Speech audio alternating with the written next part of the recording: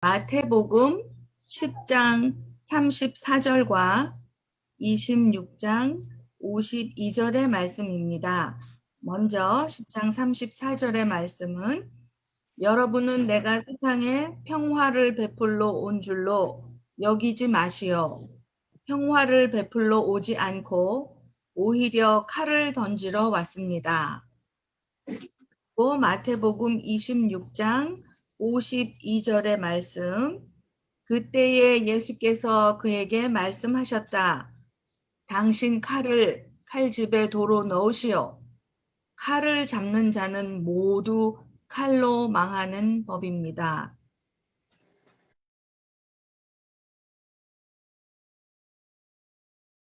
네. 오늘 제가 이 성경 구절을 올린 것은 이 성경을 읽다 보면 좀 이해가 안 되는 부분이라든지 우리가 생각할 때 현재 시대하고 어떤 상황에 따라 가지고 제가 좀 이해도 안 되고 조금 혼동이 왔기 때문에 우리 아둘람 그 형제 자매님 분들의 의견도 좀 듣고 싶고 해서 이렇게 올렸습니다. 그리고 여기에 따르는 성경에 대한, 사실 오늘 외경에 대해 가지고 이야기를 하려고 했는데 제가 올린 링크에 아주 자세하게 설명이 되어 있기 때문에 그거 보시고 이렇게 이해해 주시면 고맙겠습니다. 대신에 이제 오늘은 제가 나름대로 이제 성경이라든지 시대상 간단하게 제가 느끼는 그런 부분들을 이렇게 나누고자 합니다. 네. 먼저 우선 소크라테스 제자 플라톤 시대는 기원전 약 350년경입니다. 성경이 최종 완성된 시기는 그로부터 400에서 500년 후입니다. 플라톤과 아리스토텔레스의 사상과 지식은 종교가 아닌 역사적 인물로 지금까지도 배우고 있습니다. 저희가 구약의 70인역이 집필된 시기는 기원전 240년경이라 알려져 있습니다. 그리고 기원 후 예수의 존재가 알려진 후에 그리스도교는 하나의 종교로서 자리매김하였습니다. 제가 플라톤을 언급한 이유는 그리스도교, 즉 종교 이전의 인물이기 때문입니다. 그리고 성경은 수정본이라고 말할 수 있을 것입니다. 자기네가 진실이라고 말하고 있죠. 서로가 이제 진실이다, 진실 공방을 많이 했던 것 같습니다. 그러다가 권력 다툼으로 인해서 만약 지게 되면 이긴 집단이 대두되고 진실로서 이제 자리 잡아 갈 것입니다. 그리고 혹자는 십계명은 함무라비 법전을 시대에 맞춰 수정한 것이라고 일부는 믿기도 합니다. 그리고 예수의 가르침을 불교의 부다와 많이 비슷합니다. 그 인용을 제가 잠깐 하자면, 부다가 말하기를 선을 의미하는 신의 왕국이란 바로 현실 세계고 그게 진리인 것이라 믿는 것과 내가 지향하는 것이 곧 나 자신이다 라고 생각하는 것이 이 부다의 가르침인 것 같습니다. 다음은 제가 우리 현재 독실한 신자가 조금 듣기 싫어하는 이야기를 할까 합니다. 많은 이해를 부탁드립니다. 먼저 천국과 지옥으로 사람들을 겁주고 지배하려 하고 잃은 적도 없는 영혼을 구원한다고 말합니다.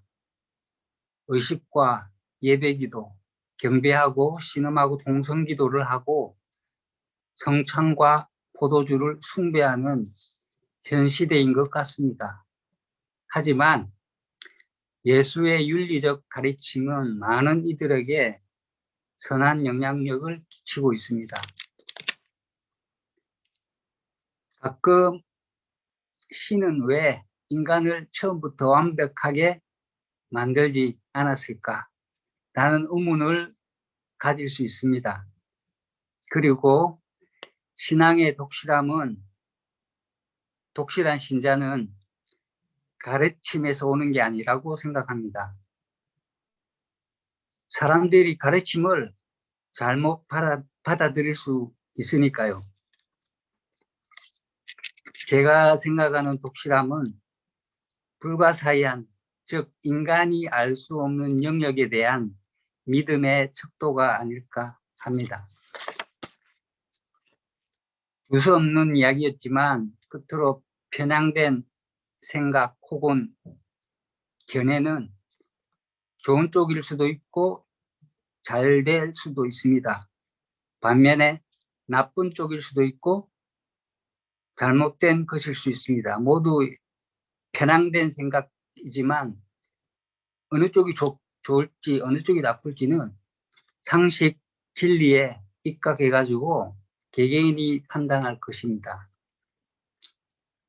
오늘 담화는 제 견해에 불과하지만 나이에 연연치 않고 끊임없이 배우며 타인의 생각을 존중한다는 관점에서 말씀드렸습니다. 고맙습니다.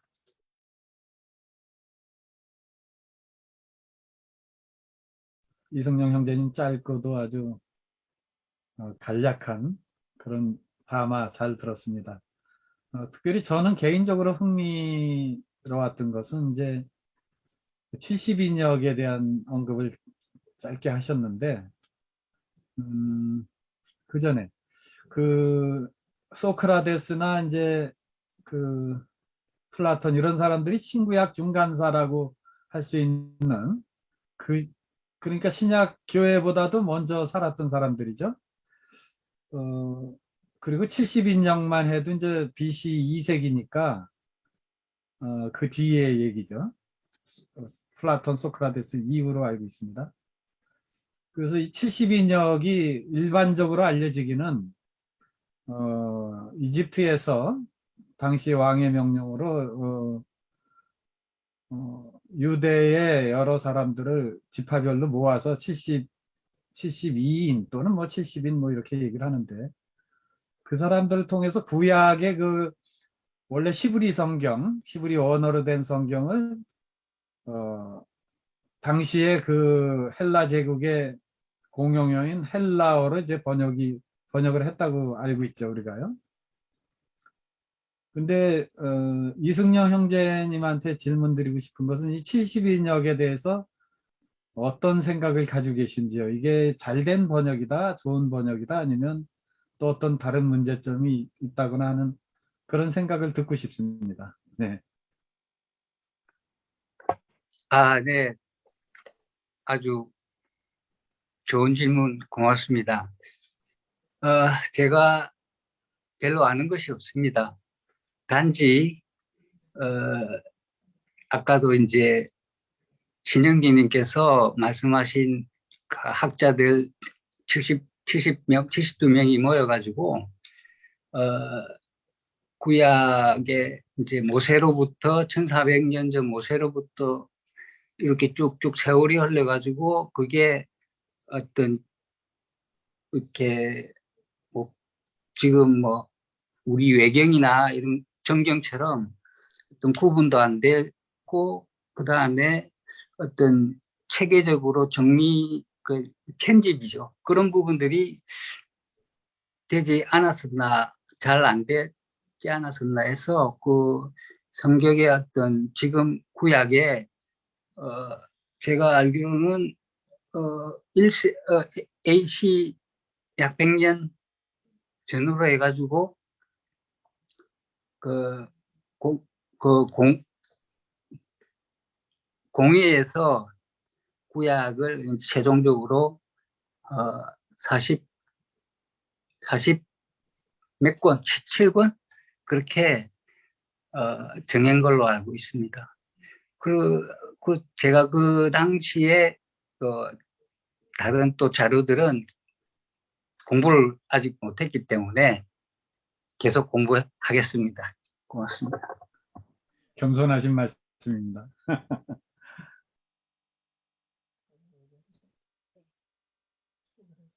네, 정영민 형제께서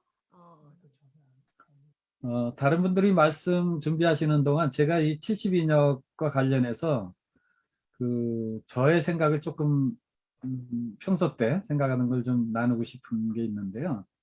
저는 사실 개인적으로 이 성경이 번역되는 거를 찬성하는 입장입니다.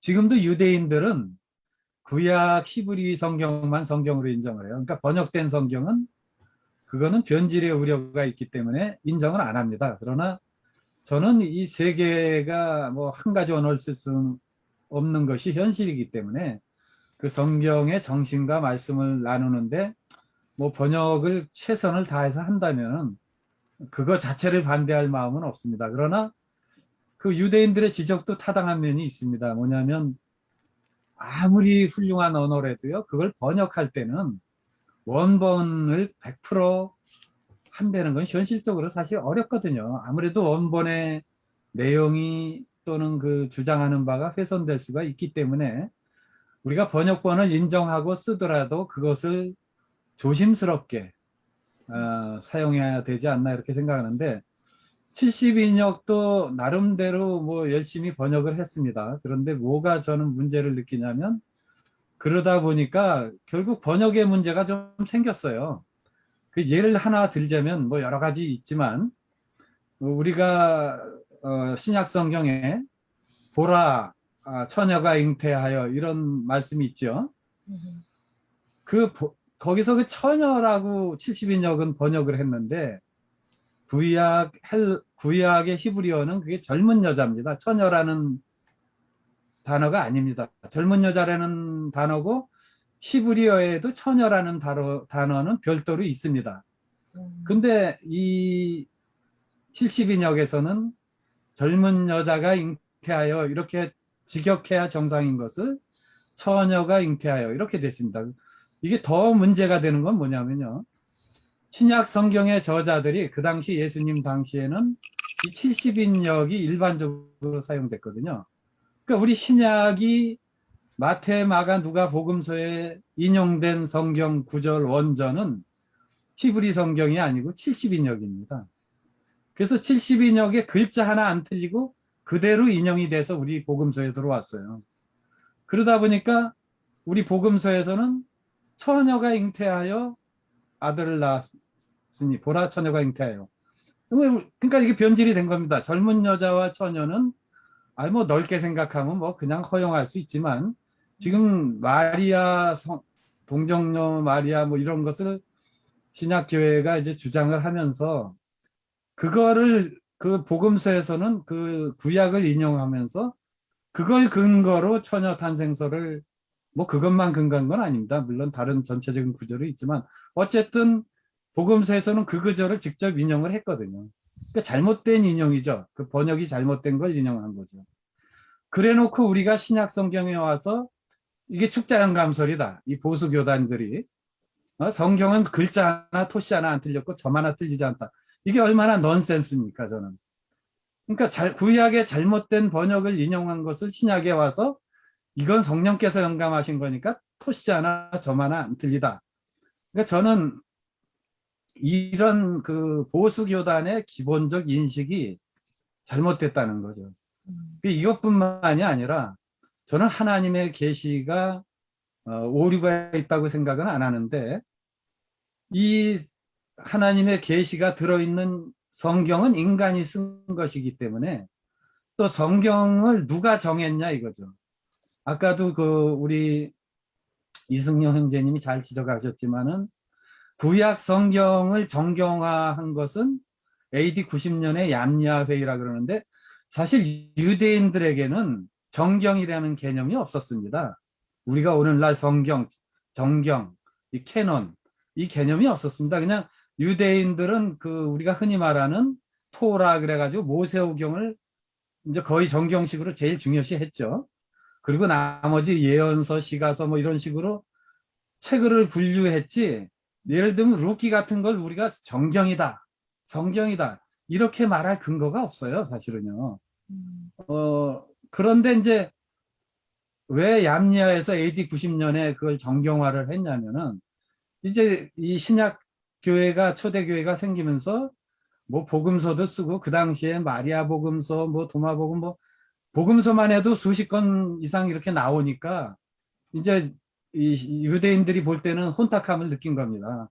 이 외경들이 자꾸 나오고 거기서는 외경뿐이 아니라 가짜인 위경도 나오고 인간의 작품들이 막 나오니까 아 이거 안 되겠다. 우리 구약 히브리 성경만 우리는 성경으로 인정하겠다 해서 AD 90년에 얌야에서 했고 우리 이 초대교회는 이제 중세교회에 들어와서 뭐 거의 300 몇 년 그러죠. 우리 카르타코 정교회인가요? 390 324 니케아 회의. 네, 니케아 300 몇 년이죠. 네, 324. 카르타고 회의에서도 그 정경화 작업에 어쨌든 손을 봤는데 결국 그 당시 정경화한 사람들이 누구냐?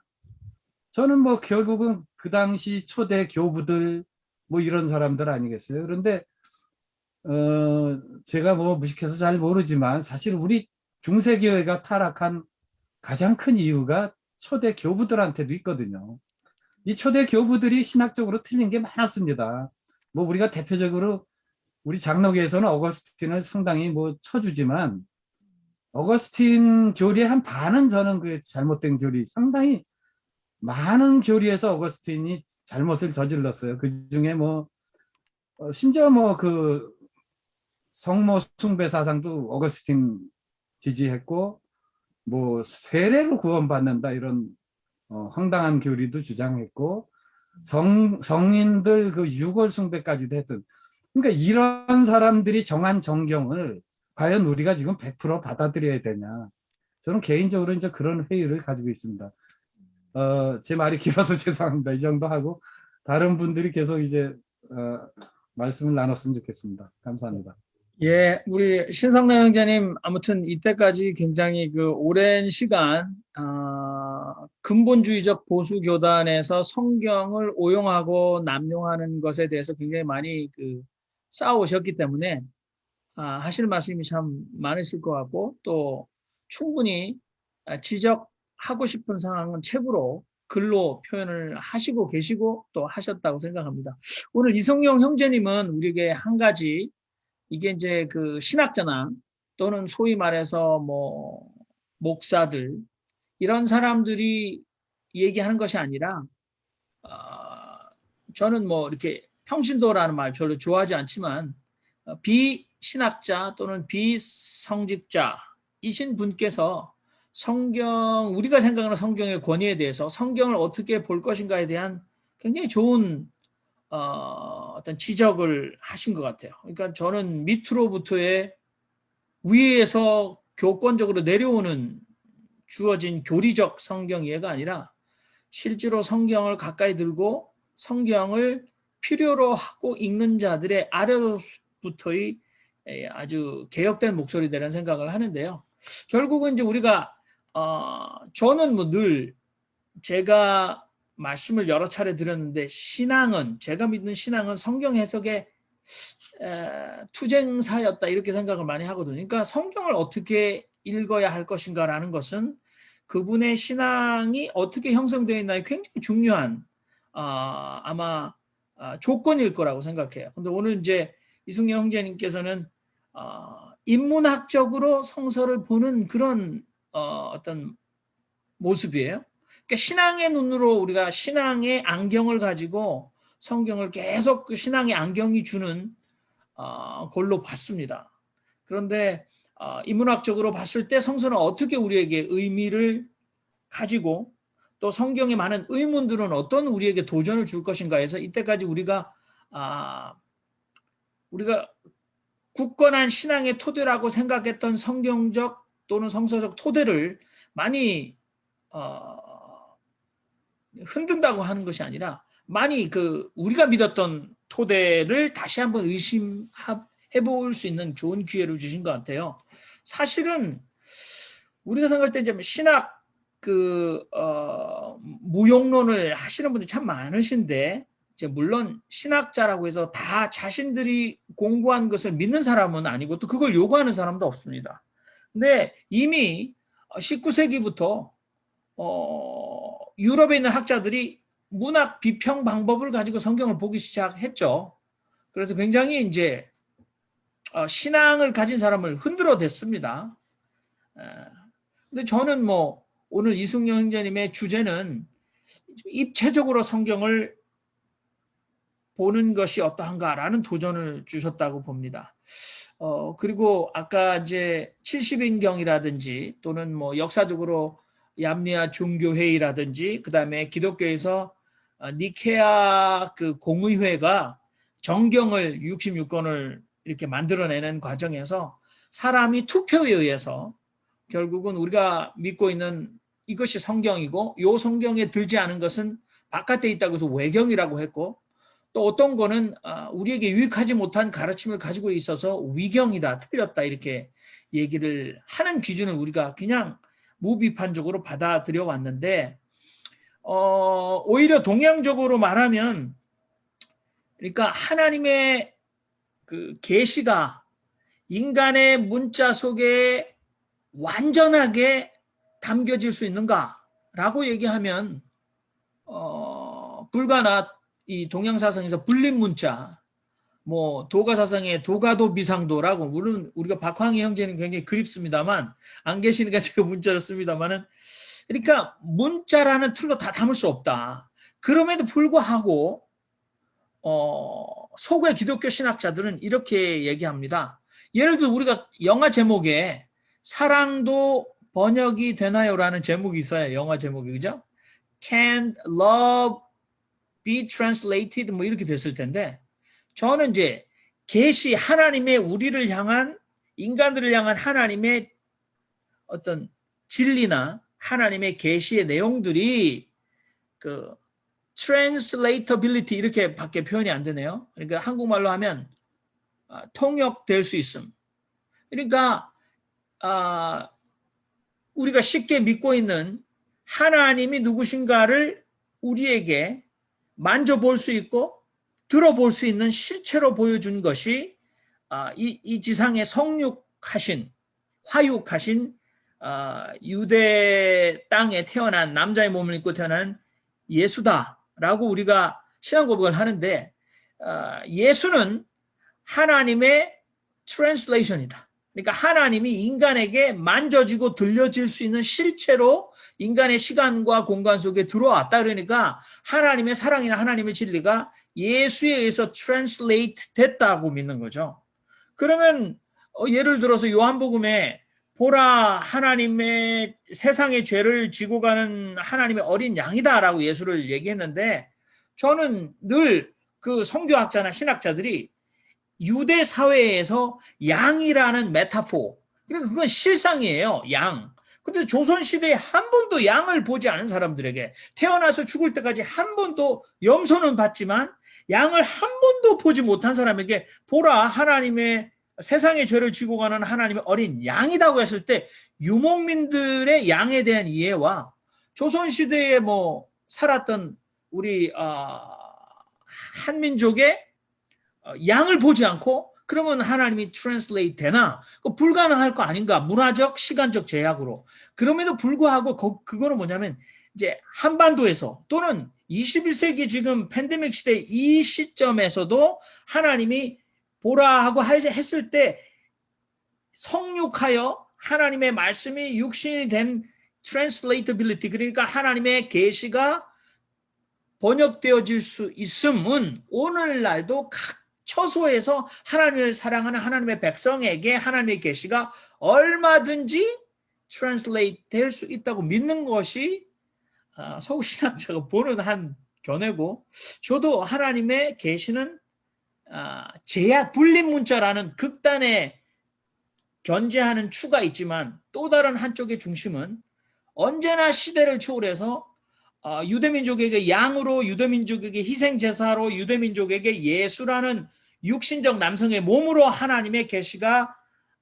incarnate 된다면, 다시 reincarnate, 재화육, 성육할 수 있는 것은 신앙의 공동체에서 얼마든지 일어날 수 있다.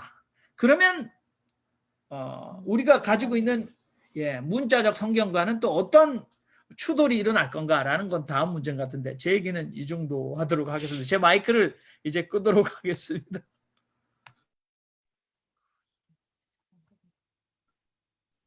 제 말씀이 들리시나요? 혹시 박정희 교수님 좋은 의견이 있으신지요? 나눠주시면 감사하겠습니다. 매우 궁금합니다. 반갑습니다. 오늘 네. 좋은 말씀 듣고 제 생각은 정리가 잘 안 돼 있는데, 제가 갖고 있는 생각이 좀 억셉터블 될 수 있는 건지 좀 여쭤보고 싶은 마음입니다. 그러니까 저는 언제부턴가 조금 나름대로 생각을 하게 된 이런 신앙에 대해서 그냥 뭐라고 그럴까요? 디컨스트럭션 시기를 지났다고 그럴까? 좀 나름대로 이제 생각을 하려고 한 순간부터 가졌던 제일 큰 변화는 기본적으로 이제 성경이 우리에게 엄청난 영감을 주고 감동을 주고 그에 대한 해석으로 우리의 삶이 변화될 수 있지만, 성경이라고 하는 것은 그 시대에 국한되어 있는, 그 시대와 문화에 속해 있던 사람들이 쓴 결과라는 것, 거기에 대한에서는 전혀 의심이 없습니다. 그래서 그런 생각을 기초로 해서 성경을 보기 때문에 제가 이제 그 교회에서 구역 모임이나 이렇게 우리 친구들 만날 때 성경에서 이렇게 써 있잖아. 성경에 의하면, 이런 말들이 굉장히 저한테는 성립이 안 되기 때문에 토론은 재미있게 하지만 결론을 내리기가 어려운 뭐 그런 경우를 많이 겪습니다. 그래서 제 초점은 언제나 성경에서 이해하기 어려운 부분도 있고 이해가 되는 부분도 있고, 어떤 경우에는 특별히 오늘의 처한 상황에 도전이 된다고 느껴지는 구절도 만나지만, 그때 저의 성경에 대한 질문은 왜 그 당시에 성경 기자분들은 그렇게 서술했을까? 그거에 초점이 맞춰져 있습니다. 왜 하나님은 그렇게 말씀했을까가 아니라, 하나님이 주신 그 영감을 왜 그 기록하신 분들은 이렇게 해석해서 남겼을까? 그래서 그 점을 감안해서 생각하고, 그분들이 그런 상황 속에서 그런 기록을 남겼다면은 오늘에 사는 우리들은 어떤 식으로 또 재해석을 해야 될까? 그것이 늘 고민이 되다 보니까 저는 어떻게 그 생각을 바꿀 수 없지만, 다른 분들이 이제 좀 보수적인 신앙을 갖고 계신 분들이 보기에는 저의 생각이 너무 자의적이다, 이렇게 보실 수도 있을 것 같아서 그런 그런 어려움을 늘 겪고 있습니다. 감사합니다. 네, 감사합니다. 굉장히 주제가 우리가 생각하는 것보다도 더 심각한 방향으로 이제 계속 가고 있는데, 제가 여기에 한 말씀 드리고 싶은 것 중에 하나는요. 제가 공부를 그냥 신학 공부를 조금 했어요. 한 학기 정도 했는데, 그때 비교 종교 클래스가 하나 있었습니다. 그래서 힌두교를 이제 방문해 보게 됐는데요. 이제 그래서 여러 가지 교를 다 가봤습니다. 뭐 유대교도 가보고 불교 사원도 가보고, 이제 이렇게 교수님 따라서 학생들이 이제 미국 내에 있는 이런 이제 그 다른 종교 단체들을 가봤는데, 힌두교를 가서 제가 거기서 알게 된 것이요. 힌두교는 경전을 아직도 계속 만들고 있대요. 그래서 그게 계속 쓰여지고 있다고 합니다. 성경이. 그러니까 자기들의 어떤 그 경전이 계속해서 지금 쓰여지고 있대요. 그래서 제가 속으로 아, 이 사람들은 그 옛날 것을 가지고 계속 이렇게 자기들의 삶에 업데이트를 시키는 것이 아니라 새로운 어떤 환경마다 자기들이 거기에 맞춰서 새로운 경전을 계속 만들어내는구나. 그래서 굉장히 신기하다는 생각을 했습니다. 그래서 제가 그 사람 보고 그러면 그 많은 새로 되는 경전들을 사람들이 다 아느냐 그걸 물어봤어요. 거기 이제 계시는 높으신 분 같은데 근데 그분 말씀이 그래서 평생 동안 공부해도 다 못한다고 그러시더라고요. 그래서 제가 그냥 그게 참 신기하다 이렇게 생각했던 기억이 있습니다. 우리가 조금 더 가볍게 우리 성경이 우리 삶에 우리들에게 어떤 의미가 되는지 제 생각에는 비신학 전공자들의 우리 그냥 일반인 네, 비전공자님들의 말씀도 듣고 싶습니다. 혹시 말씀을 나눠주실 분 계신지요? 마이크를 끄시면 마이크를 네, 박정섭 자매님. 예, 오늘 말씀 잘 들었습니다. 좀, 신학하고 깊이 들어가면 우리 비전공자들은 머리가 아픕니다. 예. 근데 아까, 이렇게 신앙은 가르침에서 오지 않고, 그리고 가르침이 물론 이제 잘못될 수도 있다고 아까 말씀하셨고, 또 우리도 이제 가르치는 거를 잘못된 것을 우리가 받아들여서 그걸로 신앙생활에서 나중에 잘못됐구나 하는 거를 느꼈던 적도 많아가지고, 물론 그것도, 일정 정도 동의하는데, 그런데 이제 그 어떤 불가사의한 믿음에서 온다고 말씀하셨는데, 그런 게 어떤 건지 구체적으로 좀 풀어주실 수 있는지요? 제 말,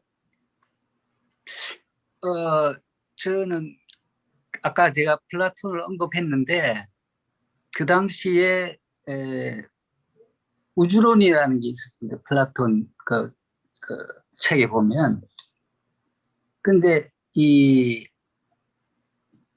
지금 현재 이렇게 저희가 생각하는 우주에 대한 개념하고 어떤 기초가 있지 않았나 그렇게 생각하고, 그 당시에 그런 지구 밖에 그런 우주에 대한 그런 아주 다른 행성이라든지 아주 인간이 알 수 없는 그런 넓은 세계가 그 신의 영역이라는 그런 차원이 아닌가, 그런 것도 제가 좀 생각을 했고요.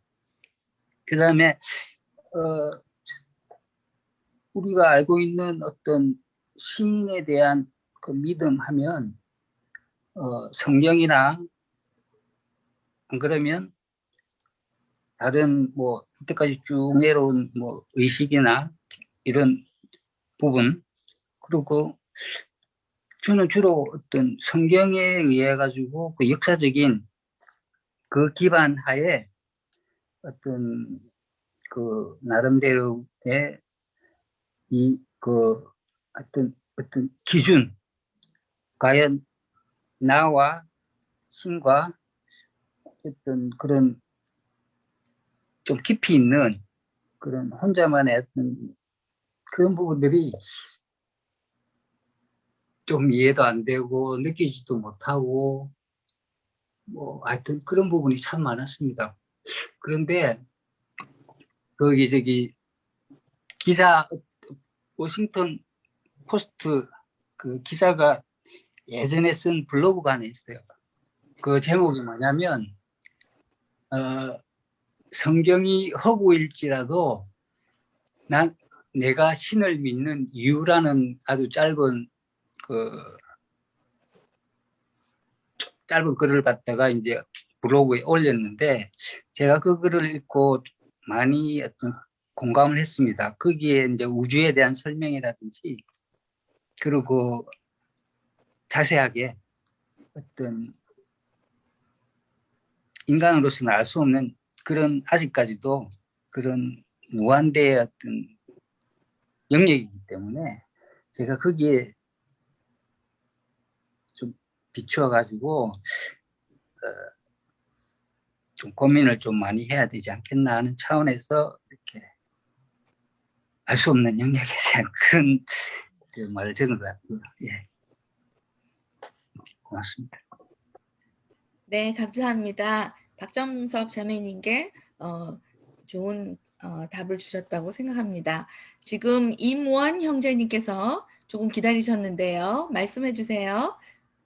네, 오늘 이 말씀 정말 잘 들었고, 우리가 이제 하나님을 알 수 없잖아요, 근본적으로. 그럼에도 불구하고 하나님께서 우리에게 계시를 통해서 하나님을 드러낸다고 그렇게 배웠었는데, 그 계시의 범위를 조금 더 단순한 정경에만 그치는 게 아니라 그 범위를 확대하고 그걸 온 세상으로, 그리고 온 인류의 역사와 우주의 역사로 확대해보자라는 이영재 선생님께서 그런 말씀을 하신 거라고 저는 받아들입니다.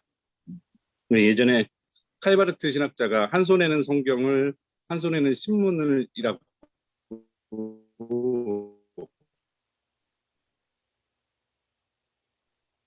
이렇게 계시를 중요하게 생각하는 신학자가 그런 말씀을 했는데, 결국 우리가 하나님을 알 수 있는 지점들이라는 생각이 들었어요. 우리가 느낄 수 있는 계시는 이제 역사를 통한 계시가 또 있고, 또 문명을 통한 계시가 있고, 각종 예술 작품이나 또는 문학, 또 과학, 이런 것들을 통한 계시가 있다고 생각을 해요. 그게 이제 단적으로 얘기를 하면은, 예전에는 천동설이 모든 인류가 다 받아들이는, 그러니까 가장 그 지구에서 앞서 나가는 문명들이 받아들이는 정설이 천동설이었잖아요. 근데 그 천동설을 깬 게 지동설이었고, 결국 지동설을 밝혀낸 사람들이 엄청난 믿음의 사람들이 아니라 과학을 통해서 그게 발견됐잖아요. 그런 의미에서 봤을 때는 우리가 신앙으로서 모든 걸 다 말할 수 없는 그런 지점들이 있었고, 오히려 신앙 외적으로 드러날 수 있는 계시들이 있는데 그걸 등한시한 게 아닌가라는 생각이 저는 좀 들었고요. 그런 의미에서 과학과 신앙은 소통해야 되고, 과학과 역사학도 소통해야 되고, 신학과 철학도 소통해야 되고, 그런 넓은 신앙, 이런 걸 이영재 선생님이 말씀하신 게 아닌가, 제가 그냥 부연 설명해봤습니다. 네, 이상입니다. 네, 감사합니다. 또 다르신 분? 그러면은 시간도 아직 조금 있어요. 그래서 말씀을 나눠주시고 싶으신 분은 마이크를 켜주세요. 우리 안미자 자매님 혹시 같이 나눠주실 말씀 있으신가요? 저는 그 비전공자이기도 하고요. 이게 제가 잘 모르겠어요. 그래서 그냥 저는 안 하고 싶어요, 오늘은요. 예, 알겠습니다. 그러면 비전공자인 제가 또 네. 조금 더 말씀을 드리겠습니다.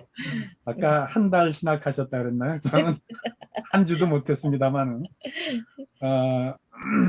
제가 왜 이 저는 보수교단에서 자랐습니다. 말씀드린 대로. 그러니까 성경은 뭐 1.1핵도 오류 없다, 뭐 이렇게 모시박이도록 배워왔어요. 그리고 또 그렇게 믿고 행복하게 살았습니다. 그런데 한 50이 넘어가면서부터 성경을 읽다 보니까 이게 서로 안 맞는 게 있는 거예요. 그래서 처음에는 에이, 뭐 번역상의 문제겠지, 사본상의 문제겠지, 뭐 내가 너무 예민한 건가.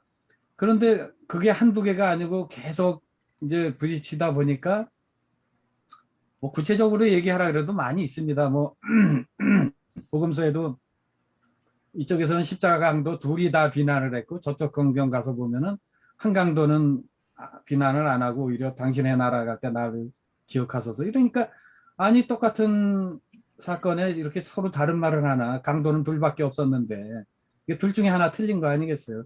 그런 자체 모순적인 거는 음. 사본 오류도 아니고 복사하다가 틀린 것도 아니고 이거는 해결이 안 돼. 그냥 오류예요. 근데 보수교단에서 뭐라고 가르치냐면 성경은 100% 하나님 작품이고 동시에 100% 인간의 작품이다. 아주 듣기에 멋있습니다. 또 저도 그 말에 뭐 공감이 가는 부분도 많아요. 그런데 그러면은 그 성령께서 영감하셨다고 강하게 주장하고 우리한테는 1.1핵도 손 못 대게 하고 성경은 무조건 건드리지 마 이러는데 이런 것들이 여러 군데서 발견을 되다 보니까 여기에 분명히 인간의 에러가 있는데 그럼 이게 계시의 에러냐 계시의 오류냐 처음엔 저 그것 때문에 고생을 많이 했어요. 근데 지금 와서는 생각이 저 개인적으로 여러분도 저의 고민에 같이 좀 동참을 해주셨으면 좋겠다는 뜻으로 말씀을 드리면 뭐냐면은 이건 계시 오류가 아니라 애초에 우리가 정경을 지정하는 과정에서 무리하게 지정을 했다. 인간들이 고대 문서를 여러 작품을 쓰고 우리가 지금 외경, 위경 뭐 그러는데 사도 바울조차도 자기가 성경을 쓴다는 생각으로 복음 그 서신을 쓴 게 아닌데 후대에 우리가 그걸 다 정경으로 지정을 하지 않았냐. 그리고 바울이 지금 뭐 13권 이상을 바울 서신으로 분류하지만 실제 신학자들 대부분은 6, 7개 외에는 바울 건지 확인도 안 됩니다. 그리고 마태복음도 마태복음이라 그러는데 마태복음이 진짜 마태가 썼는지 확증이 없습니다. 그냥 그 교회는 뭐라고 우리한테 가르치냐면 역사적으로 전통적으로 교회가 이걸 정경으로 인정했으니까 인정하자 뭐 이런 식으로 좀 아주 그 근거가 거의 없는. 그래서 저는 오죽하면 우리 개혁자 중에도 마르틴 루터는 개인적으로 그런 말을 했잖아요. 야고보서는 성경에서 뺐으면 좋겠다. 뭐 이신층이 강조하다 보니까 뭐 저는 루터의 견해에 동의하지는 않지만 그 다음에 루터가 또 그랬습니다. 에스더서 빼자고. 이건 성경 같지가 않다. 거기 하나님이라는 단어가 한자도 안 나와요. 그냥 이스라엘 역사책입니다. 사실 우리도 뭐 삼국유사도 있고 역사책이 있는데 우리 열왕기, 상하, 역대하 이거 보면은요. 열왕기서하고 역대서는 안 맞는 게 한두 군데가 아니라 수십 군데, 수백 군데도 됩니다. 서로 아주 상충되는, 수치적으로 상충되고 내용적으로 상충되는. 그러면 이거를 그냥 역사서로 봤으면 우리 삼국유사에 그 2차전이 순교당할 때 힘피 쏟았다. 그거 여러분 믿습니까? 그거 사실로 인정해야 되나요? 그것처럼 사실이 아닌 것도 역사책에서 뭐 이야기책으로 쓸 수도 있는 거고. 그래서 우리가 지금 와서 이제 좀 반성을 하게 되는 것은 고대 문서들을 너무 교권적으로 이걸 정경이다 그래가지고 무리하게 묶은 게 아닌가. 그걸 학문의 영역에 두지 않고 종교의 영역, 교리의 영역으로 갖다 놓고선 이거 손대지 마 이렇게 해서 생긴 게 아닌가. 저는 지금 신약이든 구약이든 이제 와서는 구약도 외경이 아주 많고 외경이 있고 위경이 있죠. 위경은 가짜. 그러니까 외경도 있고 위경도 많고 신약도 마찬가지인데요. 그래서 우리가 지금 현재 성경도 마태복음과 누가복음이 서로 명백히 다른 소리를 하면 이게 동시에 진리일 수는 없죠. 그러면 둘 중에 하나가 잘못됐거나 거기에 인간의 후대 편집이 들은 경우도 있었어요, 사실은. 근데 인간이 손을 댔거나 누가 그런 차원에서 이해를 해야지 성경은 하나님 말씀이다. 그렇게 그냥 중세적인 그 모토 하나를 내세우고 신도들한테 이거 손대지 마 이렇게 강요하는 것은 우리를 우민화하는 거 아닌가. 이게 바른 신앙이 아니지 않은가. 그런 그런 고민을 하고 있습니다. 여러분들도 많이 조언을 주시기 바랍니다. 네, 감사합니다. 안미자 자매님 말씀하실 게 있으시나요? 네, 저는 이제 지금 그 성경에 대해서 구약을 이제 읽다 보면은 약간 이게 구약이 이스라엘 어쨌든 역사라고 하잖아요. 근데 우리나라 역사도 이렇게 그 전쟁이라든지 이런 걸 하면서 만약에 승자가 만약에 패자의 그 역사를 이제 쓸 때 보면은 좀 변질을 하거든요. 근데 왜곡도 하고 변질도 하는데 마찬가지로 이스라엘이 구약이라든지 신약이라든지 이것도 변질도 있지 않았을까 제 생각에는. 왜냐하면 그 이스라엘이 그 뭐 지금 그 전쟁에서 져가지고 뭐 이제 패자가 됐을 때 그 역사학자들이 그걸 썼을 때 좀 잘못 쓸 수도 있을 것 같다 이런 생각도 하고요. 제가 또 가장 궁금해하는 것은 구약을 저는 지금도 가끔 생각을 하는데 저게 정말 신화일까 사실일까 이게 사실은 긴가민가 해요. 저 솔직한 심정으로. 정말 이게 다 믿어야 될까? 하나님이라는 것은 제가 믿겠지만 나머지의 부분에서 여러 가지 말도 안 되는 이야기가 있잖아요. 그런 것은 제가 지금도 항상 고민이거든요. 그리고 이제 신약도 마찬가지로 그게 지금까지 이렇게 전해져 내려와서 그 72인인가 70인이 그걸 다시 이렇게 그 성경으로 이렇게 만들었을 때 그걸 내려오면서 그게 좀 변질도 되지 않았을까?